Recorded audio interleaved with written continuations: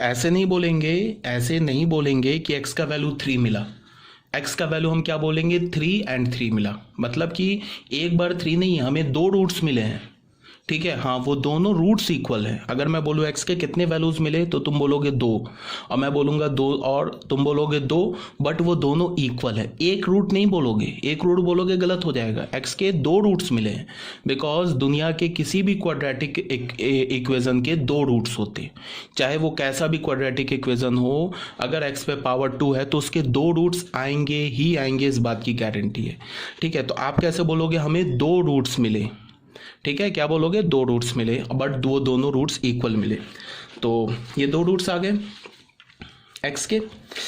अब तुम कैसे लिख सकते हो, 3x² माइनस 18x प्लस 27 को कैसे लिख सकते हो, 3 कॉमन ले लो, ये हो जाएगा x² माइनस 6x प्लस 9, ये 3, इसको क्या लिख सकते हो, x माइनस फर्स्ट रूट यहाँ से तो 3 है, into X minus second root वो भी 3 है, तो ये क्या हो गया 3 इंटू एक्स माइनस 3 का होल स्क्वायर।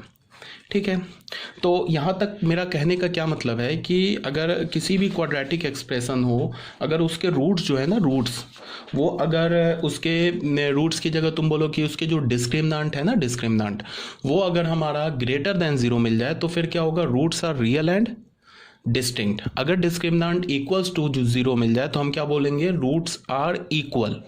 ठीक है, तो उसके बाद एक तो ये बात मैंने बताई आपको, ये ऑलरेडी आप 10th क्लास से जानते होगे। और दूसरी बात मैंने आपको क्या बताई कि अगर हमारे पास कोई भी क्वाड्रेटिक एक्सप्रेशन लिखा है ax² plus bx plus c, चाहे उसके रूट्स इक्वल हो, चाहे उसके रूट्स रियल एंड डिस्टिंक्ट हो, चाहे उसके रूट्स रियल एंड इक्वल हो, उसको तुम कैसे लिख सकते हो, a into X minus alpha into X minus beta. यहाँ पे अल्फा बीटा क्या है, उस क्वाड्रेटिक एक्सप्रेशन का रूट है। अगर रूट्स इक्वल होगा तो यहाँ बीटा की जगह भी क्या हो जाएगा, अल्फा हो जाएगा, तो फिर क्या हो जाएगा a into X minus alpha का होल स्क्वायर। ठीक है बच्चों, यहाँ तक कोई प्रॉब्लम नहीं है।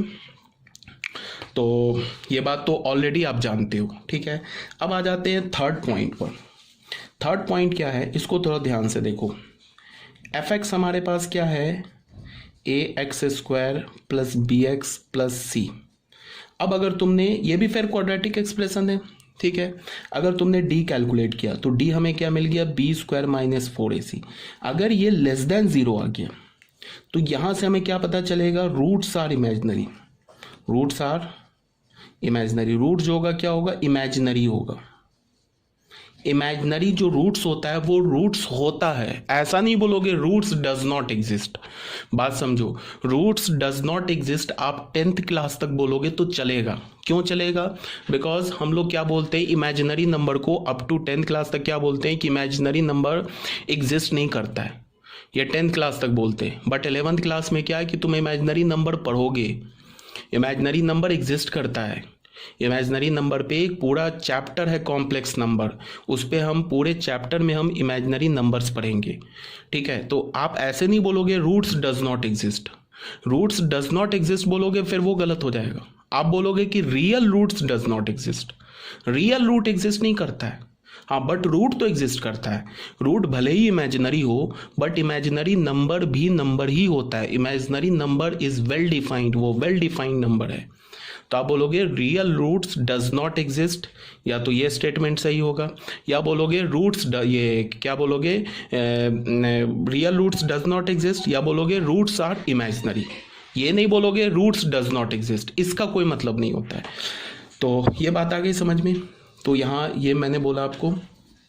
तो तब भी अगर रूट्स इमेजिनरी है ना तो भी तुम इस fx को ऐसे लिख सकते हो। बात को समझो, a x minus alpha x minus beta, but यहाँ पे क्या होगा, बट यहाँ पे क्या होगा, alpha and beta are imaginary, alpha and beta are imaginary.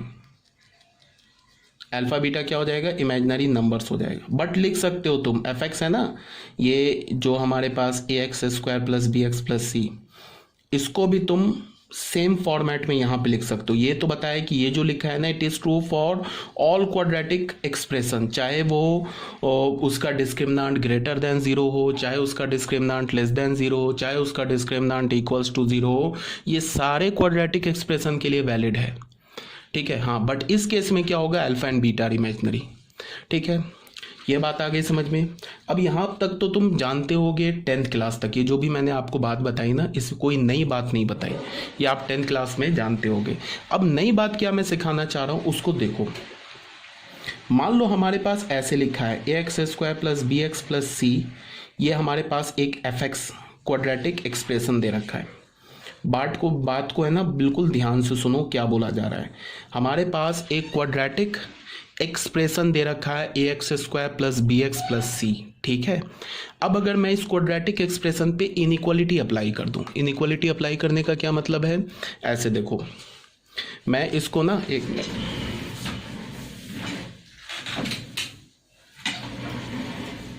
मैं इसको इस क्वाड्रेटिक एक्सप्रेशन को, आई होप ज़्यादा विजिबल आया, ठीक है। मैं इसको ऐसे बोल दूं कि ax² plus bx plus c is greater than equals to 0, या ax² plus bx plus c is less than equals to 0, ax² plus bx plus c is greater than 0, ax² plus bx plus c is less than 0। अगर इस type का मैं inequality इस पे डाल दूँ quadratic expression पे, ठीक है, तो इसको हम कैसे सॉल्व करेंगे।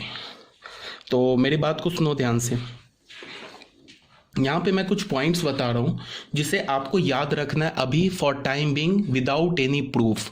तो आप बोलोगे इसका प्रूफ कब करेंगे, तो प्रूफ हम इसी 11th क्लास के टॉपिक में करेंगे, बट अभी आपको याद रखना है विदाउट एनी प्रूफ, बिना किसी प्रूफ के याद रखना है जो अभी बताने जा रहा हूँ। अगर ये क्वाड्रेटिक एक्सप्रेशन दे रखा है, ठीक है, ये fx क्वाड्रेटिक, ये इंपॉर्टेंट है, ध्यान से सुनो, ये क्वाड्रेटिक एक्सप्रेशन दे रखा है fx, ठीक है। अब अगर मैंने क्या बोला कि इसमें और भी दे रखा है कि इसका जो डिस्क्रिमिनेंट है वो लेस देन 0 है, एंड a जो है ना a, ये क्या है, कॉफिशिएंट ऑफ x², x² का कॉफिशिएंट भी क्या है, पॉजिटिव है, डिस्क्रिमिनेंट तो निगेटिव है बट x² का कॉफिशिएंट पॉजिटिव है। तो यहाँ से हमें क्या पता चला कि जो fx होगा ना, fx किसके इक्वल है, ये ax² plus bx plus c के इक्वल है। ये जो एक्सप्रेशन लिखा है ना, ये हमेशा पॉजिटिव होगा for all x belongs to r। ये इंपॉर्टेंट है, इसे आप याद रखेंगे जो अभी मैंने बताया, ठीक है। दूसरा मैंने क्या, चलो इसका एक एग्जाम्पल ले लेता हूँ। मान लो हमने एक क्वाड्रेटिक एक्सप्रेशन ले लिया x² प्लस x प्लस 1, इसका हमने d निकाला, तो b² माइनस 4ac, b क्या है 1² माइनस 4 क्या है 1a, c भी 1 है, तो क्या मिला -3 लेस देन 0, एंड a क्या हमारा कॉफिशिएंट ऑफ x² का कॉफिशिएंट क्या है 1, तो यहाँ पे हमें क्या मिला, d is less than 0 and a is greater than 0, ठीक है।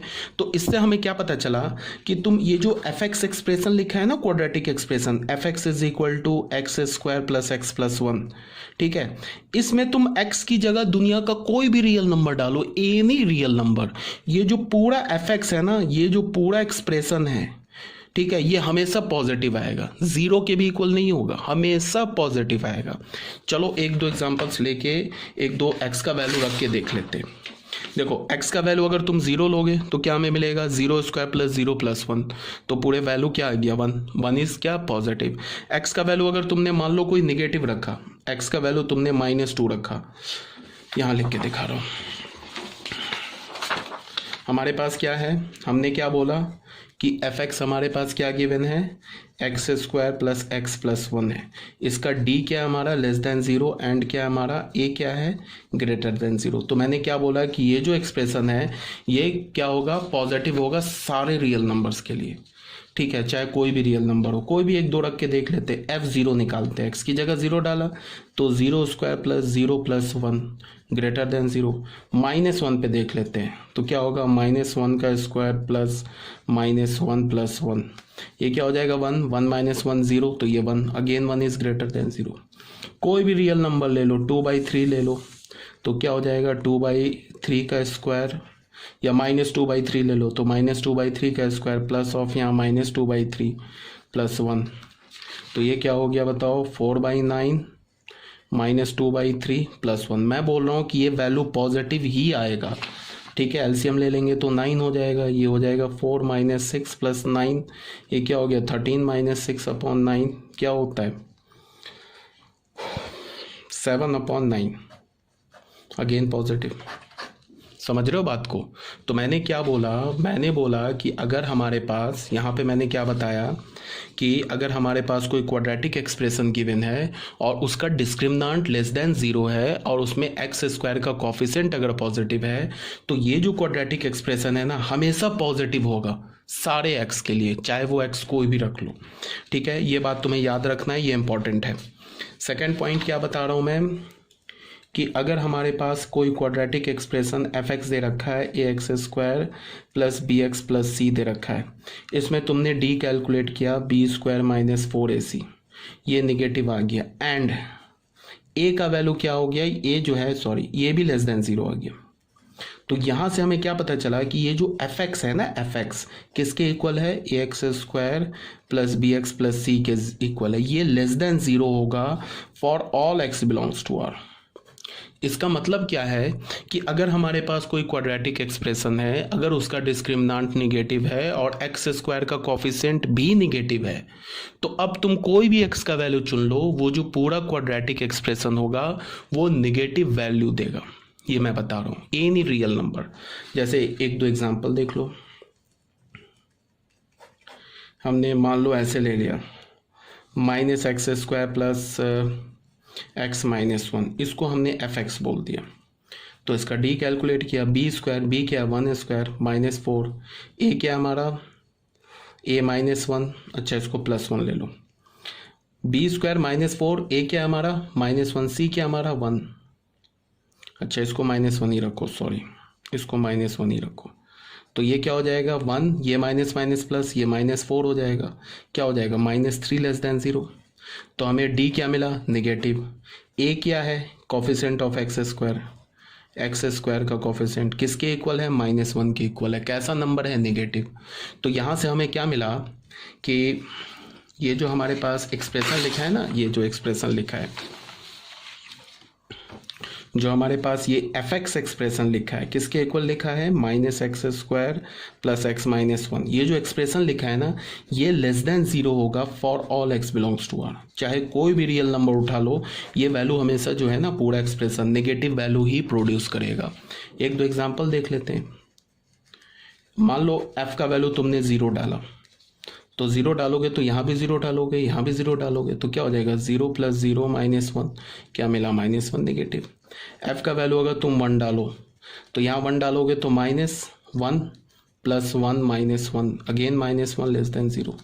एफ का वैल्यू अगर तुम 2 डालो तो 2 डालोगे तो minus of 2 square plus 2 minus 1, negative ही होगा, -4 प्लस 2 माइनस 1, ये क्या होगा -2 माइनस 1 माइनस 3 लेस देन 0। मेरी बात आ रही है समझ में? कोई भी रियल नंबर डालो, रैशनल डालो, इरेशनल डालो, एनी रियल नंबर, ये जो एक्सप्रेशन है ये निगेटिव वैल्यू ही प्रोड्यूस करेगा। तो अभी जो मैंने 2 पॉइंट्स तुम्हें बताए ना, ये दोनों पॉइंट्स तुम्हें याद रखने हैं, ये इंपॉर्टेंट पॉइंट्स हैं अभी जो बताया मैंने। इसी बात को यहाँ पे ऑलरेडी मैंने लिख रखा है। अब इसे अगर तुम पढ़ोगे ना तो ये क्लियर हो जाएगा तुम्हें। ये स्टेप 1 स्टेप 2 क्या है, केस 1 केस 3 क्या है, ये ऑलरेडी मैंने इसको लिख रखा है। ठीक है, तो यही बात यहाँ पे बताई जा रही है आपको। क्या बताई जा रही है कि यहाँ पे हमने क्या बोला, फाइनली क्या बोला, ये याद रखना है। फाइनली क्या बोला कि X square plus B X plus C जो होगा ये पॉजिटिव होगा, X square plus B X plus C जो होगा पॉजिटिव होगा for all x belongs to R if A is positive and D is negative. अगर डी नेगेटिव है, positive है, ए क्या होता है, एक्स स्क्वायर का कोफिशिएंट। ठीक है, और यहाँ फिर क्या बोला, X square plus B X plus C less than 0 होगा for all x belongs to R. कब, जब ए हमारा नेगेटिव हो, डी भी नेगेटिव हो। ठीक है, आई होप ये क्लियर होगा। इसका हमने एक एग्जाम्पल लिया एफ एक्स, ऐसा ही मिलता जुलता भी एग्जाम्पल हमने देखा है। ठीक है, उसके बाद बच्चों आ जाओ